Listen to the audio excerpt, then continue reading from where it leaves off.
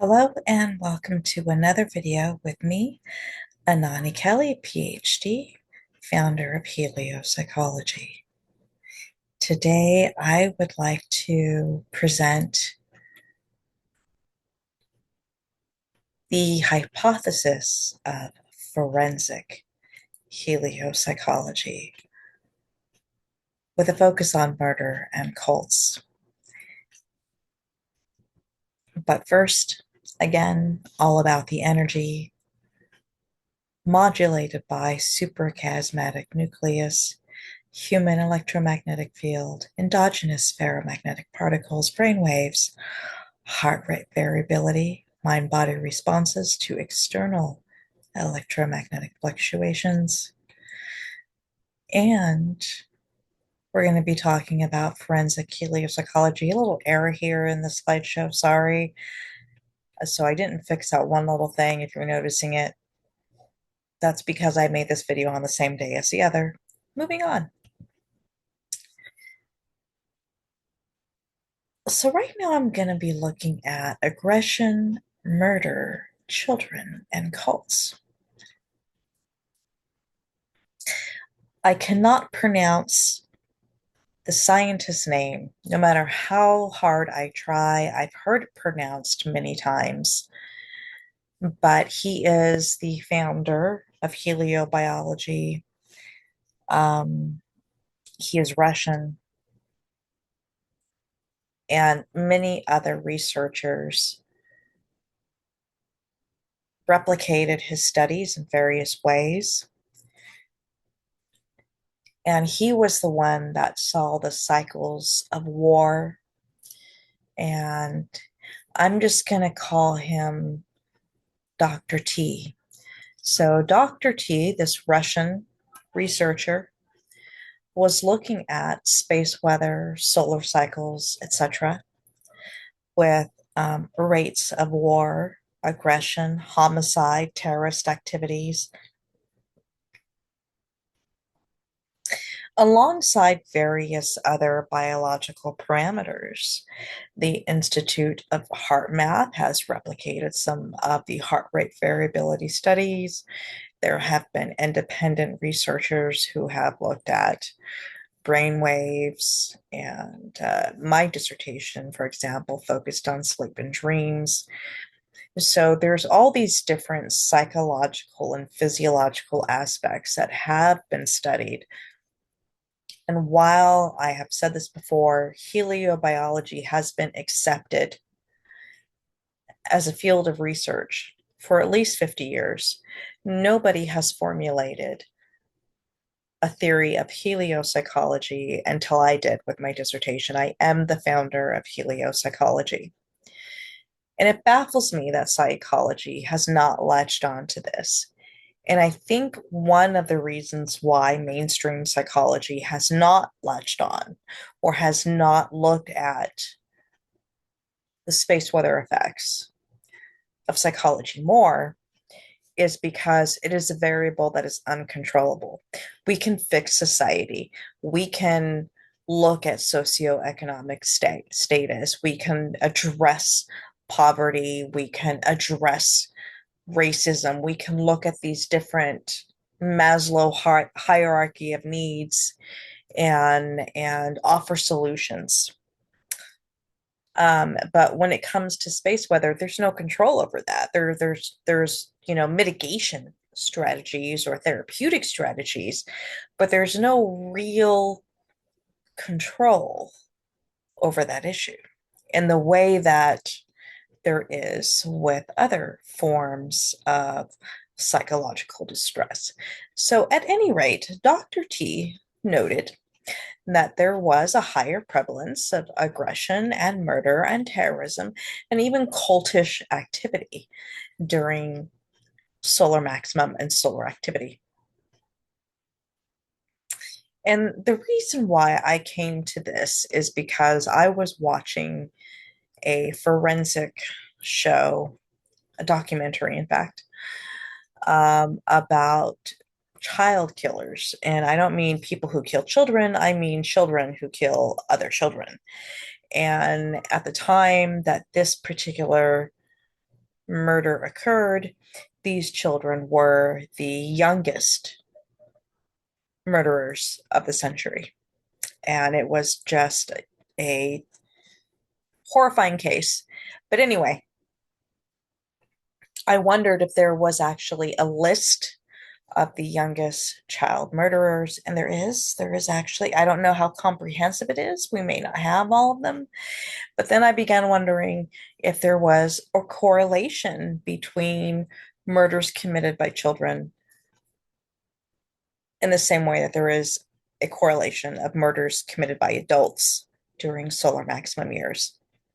In addition, do cults themselves tend to happen or culminate, um, meaning end by intervention, suicide, or escape during solar events, maximum or minimum? Now, Dr. T certainly did kind of make an association between cults and solar maximum, but I want to see it for myself. So that's one of the reasons I'm making this video, because I am really interested in this. Now, the first one that sprang to mind to me with children murdering other children is the case of I Don't Like Mondays and Brenda Spencer in January 1979. So that's the first one I looked at because it's such a memorable thing for me. So I lived in Southern California, about an hour away from San Diego, which is where the murders happened. Was 5 years old. That song was huge, especially in Southern California afterwards. I mean, you didn't get a week by without hearing it if you're really listening to the radio. I don't like Mondays, tell me why, by the Boomtown Rats.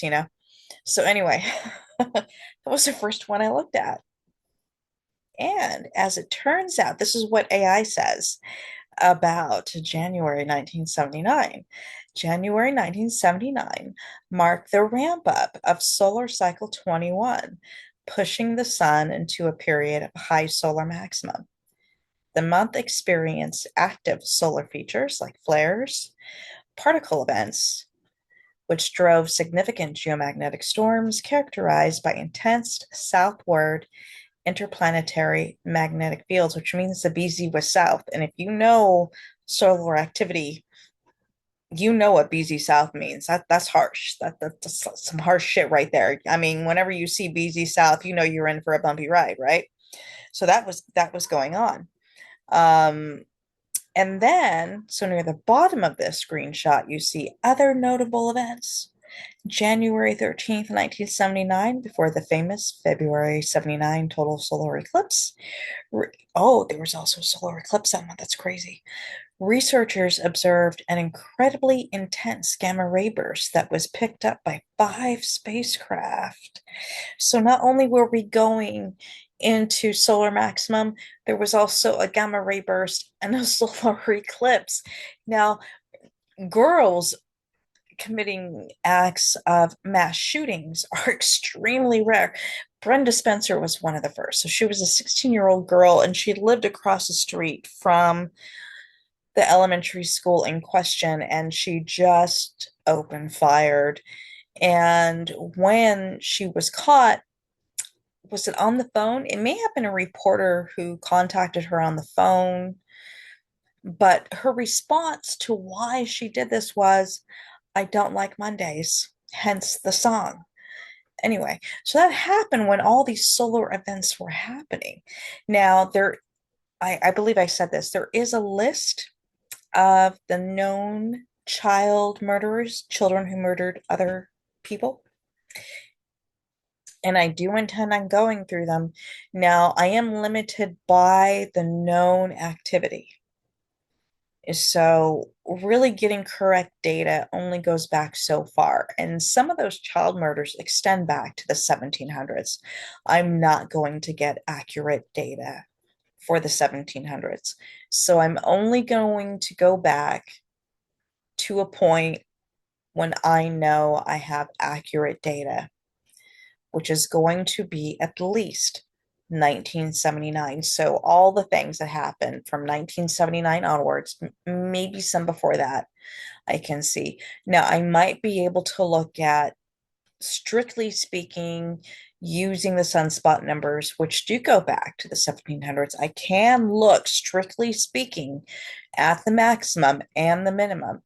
But when I'm looking at the childhood events, I'm also going to be looking at if I can find any specific solar events that happen on those days. Because as I said in my previous video, it's not just the geomagnetic activity, it is what is happening on the sun.